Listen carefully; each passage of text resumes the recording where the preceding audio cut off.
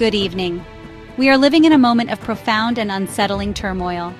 Right now, around the globe, more violent conflicts are raging than at any point since the end of the Second World War.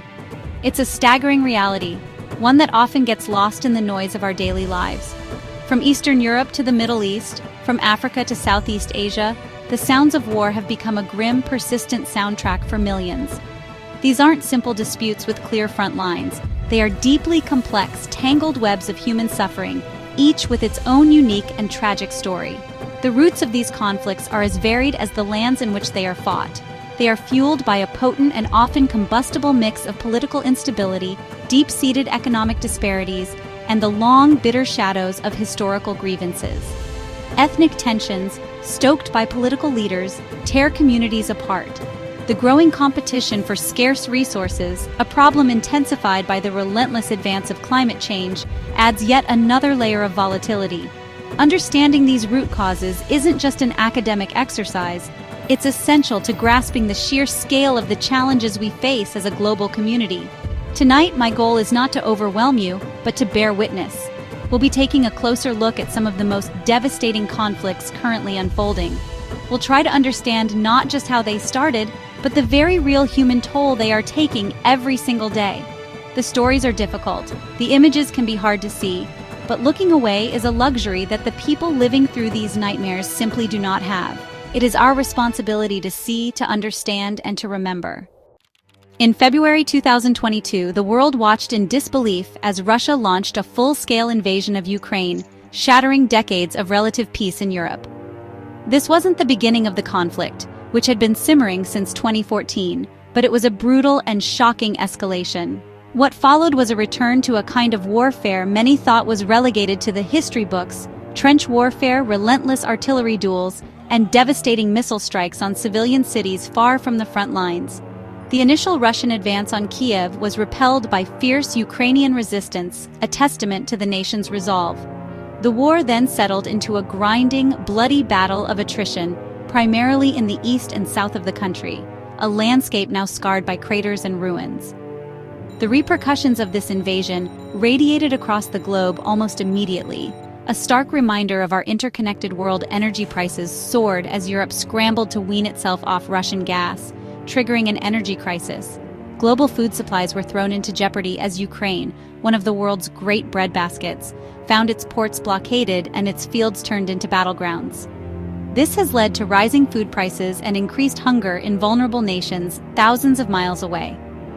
The conflict also triggered the largest refugee crisis in Europe since World War II, with millions of Ukrainians, mostly women and children, forced to flee their homes seeking safety in neighboring countries and beyond. Their lives changed forever. The human cost is, frankly, immeasurable. Entire cities like Mariupol and Bakhmut have been virtually erased from the map. The United Nations has documented thousands of civilian deaths, but acknowledges the true number is likely far higher. We've heard harrowing accounts of war crimes, of families torn apart, and of a generation of children growing up under the constant threat of air raid sirens. For the soldiers on both sides, it is a relentless hell. For the civilians caught in the crossfire, it is a daily struggle for survival, a fight for electricity, for water, and for the simple hope of a peaceful tomorrow. On October 7, 2023, the long-simmering Israeli-Palestinian conflict exploded with a ferocity that stunned the world. Hamas militants launched an unprecedented, brutal attack from Gaza into southern Israel, killing around 1,200 people, mostly civilians, and taking more than 240 hostages. The horror of that day, the deadliest in Israel's history, provoked a response of overwhelming force. Israel declared war on Hamas and unleashed an air and ground campaign in the Gaza Strip that has been one of the most intense and destructive of the 21st century. The stated goal to dismantle Hamas's military capabilities and rescue the hostages. The result has been a humanitarian catastrophe of staggering proportions in Gaza. A territory that was already facing a crippling blockade for years is now a landscape of devastation. Entire neighborhoods have been flattened. According to the Hamas-run Gaza Health Ministry, tens of thousands of Palestinians, a significant number of them women and children, have been killed. The vast majority of the 2.3 million residents have been displaced, forced into a desperate, chaotic exodus to the south, seeking shelter in overcrowded camps and struggling for the basics of human survival. Hospitals, which are supposed to be protected under international law, have become battlegrounds, running out of fuel, medicine, and space to treat the endless stream of wounded. The conflict has sent shockwaves across the entire Middle East, threatening to ignite a much wider regional war.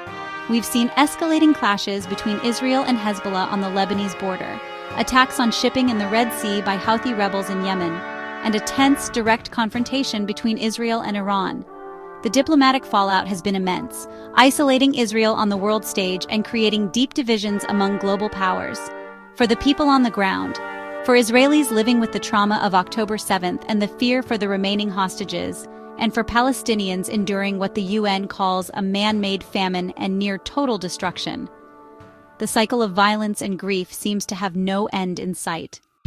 While much of the world's attention has been focused elsewhere, a catastrophic civil war has been tearing Sudan apart since April 2023.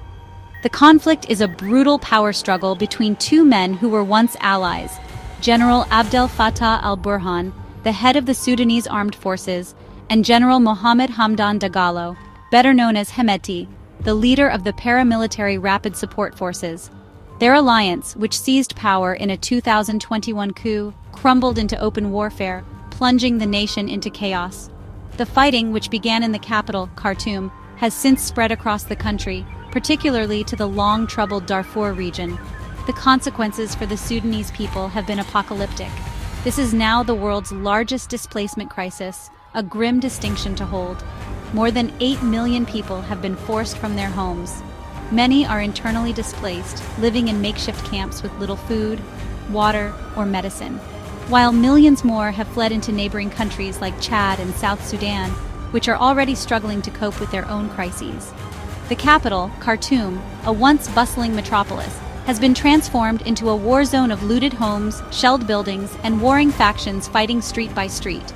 Basic services have completely collapsed, leaving the population incredibly vulnerable. Perhaps most chilling are the echoes of a dark past. In the Darfur region, the RSF, which evolved from the notorious Janjaweed militias, is accused of carrying out a campaign of ethnic cleansing against non-Arab communities. There are widespread, credible reports of mass killings, systematic sexual violence, and targeted destruction of entire villages. Actions that have prompted warnings of an unfolding genocide from human rights organizations and international observers. This is a war fought with shocking impunity, far from the glare of global headlines, where millions are trapped in a cycle of violence and are now facing the looming threat of a catastrophic, man-made famine. It's honestly hard to comprehend that the Syrian civil war has now been raging for more than a decade.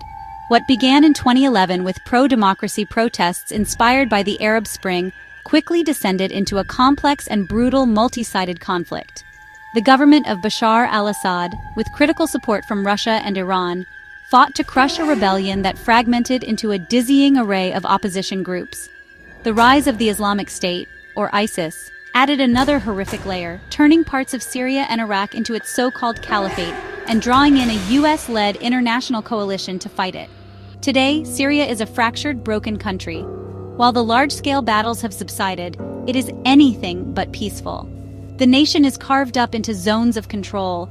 Assad's government holds the major cities and the center, but the northwest is the last major stronghold of anti-government rebels, now dominated by Hayat Tahrir al-Sham.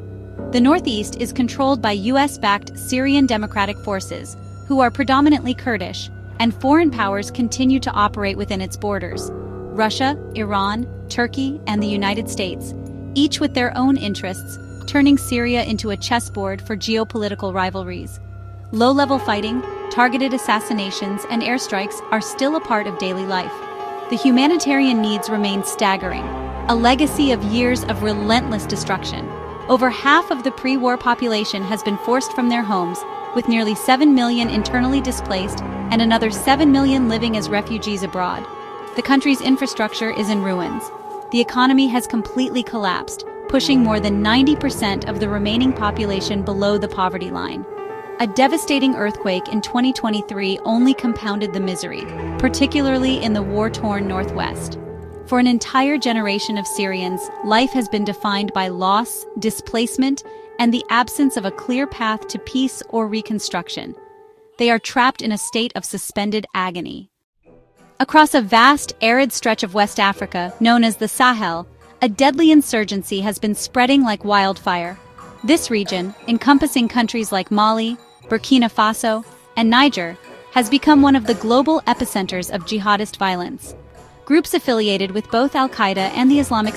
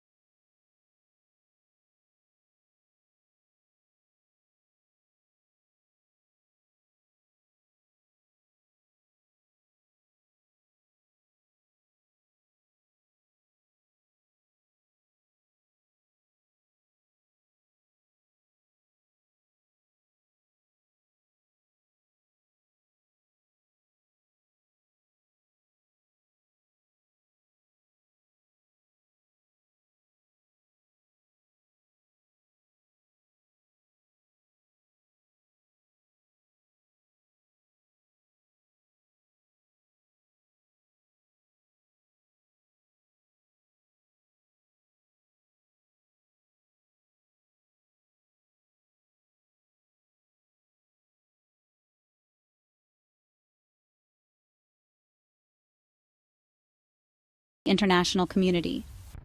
For nearly a decade, Yemen, the poorest country in the Arab world, has been consumed by a devastating and complex civil war.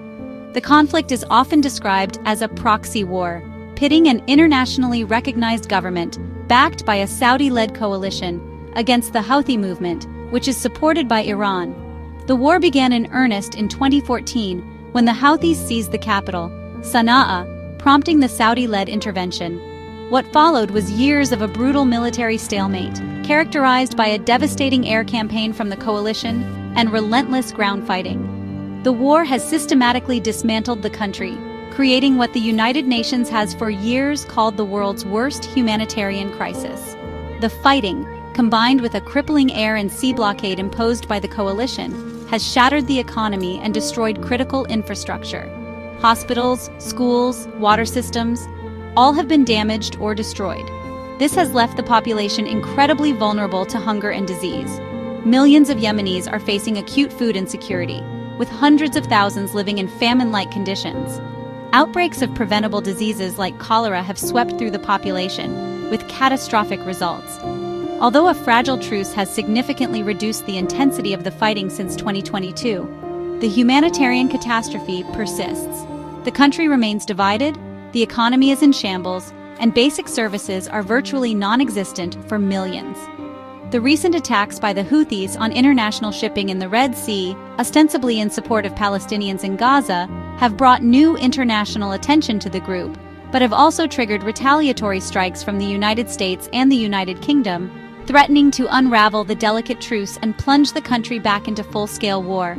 For the people of Yemen, especially the children, the suffering has been unimaginable, a man-made disaster with no end in sight. In the heart of Africa, the Democratic Republic of Congo, or DRC, remains trapped in one of the world's most protracted and deadly conflicts. The violence, particularly in the country's mineral-rich eastern provinces like North Kivu, South Kivu, and Ituri, is a complex tapestry involving more than 120 different armed groups. These groups range from local self-defense militias to sophisticated rebel organizations with political agendas, all fighting for control over land, power, and the DRC's immense natural wealth, including minerals like cobalt and coltan that are essential for our smartphones and electric cars. The conflict is fueled by a toxic mix of ethnic tensions, disputes over resources, and the failure of the state to provide security and basic services. It's also exacerbated by cross-border interference. Neighboring Rwanda, for instance, stands accused by the United Nations and the Congolese government of actively supporting the M23 rebel group, which has seized significant territory in North Kivu and displaced hundreds of thousands of people. This proxy element adds another layer of complexity. and makes finding a lasting peace incredibly difficult, as local grievances become entangled with regional power plays. For the civilian population, life is a constant state of emergency. This is another nation facing a massive displacement crisis, with nearly 7 million people forced from their homes, the highest number in Africa. The violence is marked by extreme brutality.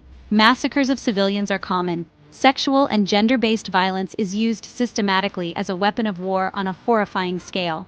Despite being home to the largest United Nations peacekeeping mission in the world, the violence continues unabated. It's a devastating paradox. A country of unimaginable natural wealth, whose people are subjected to unimaginable poverty and suffering. In the Caribbean, the nation of Haiti is facing a crisis so profound it can only be described as a societal collapse.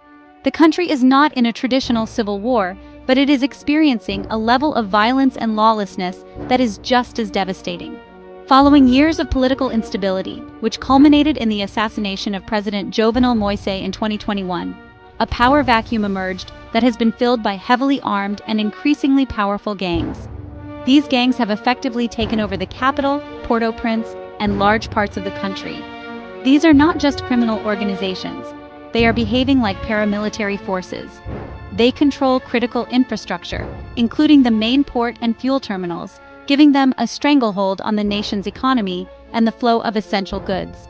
They wage brutal turf wars against each other, trapping civilians in the crossfire. They use terror as a tool of control, engaging in widespread killings, kidnappings for ransom, and systematic sexual violence to subjugate the population.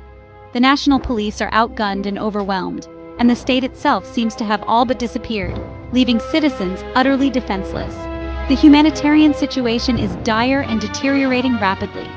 With gangs controlling the roads and the port, getting food, water, and medical supplies to the people who need them is a monumental challenge.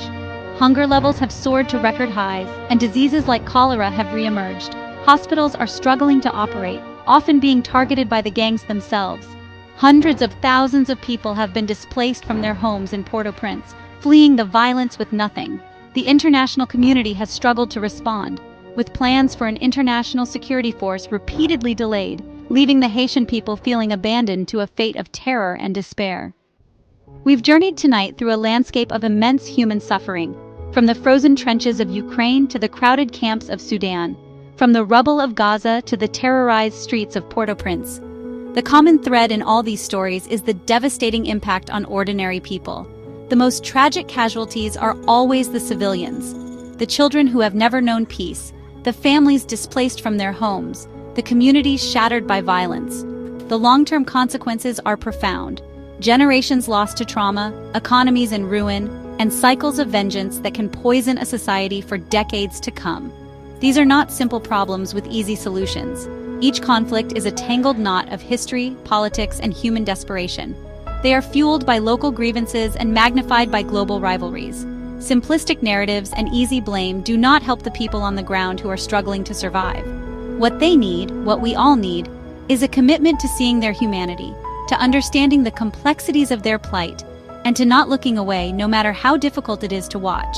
The sheer number and scale of these crises can feel overwhelming, leading to a sense of paralysis or compassion fatigue. But we cannot afford to be numb. The urgent need for global attention, for robust diplomacy, and for massive humanitarian support has never been greater. The work of aid organizations on the front lines is heroic, but they are underfunded and stretched to the breaking point. These crises demand more than just our passing attention. They demand our sustained engagement and a collective will to reaffirm the value of every human life. Thank you for watching.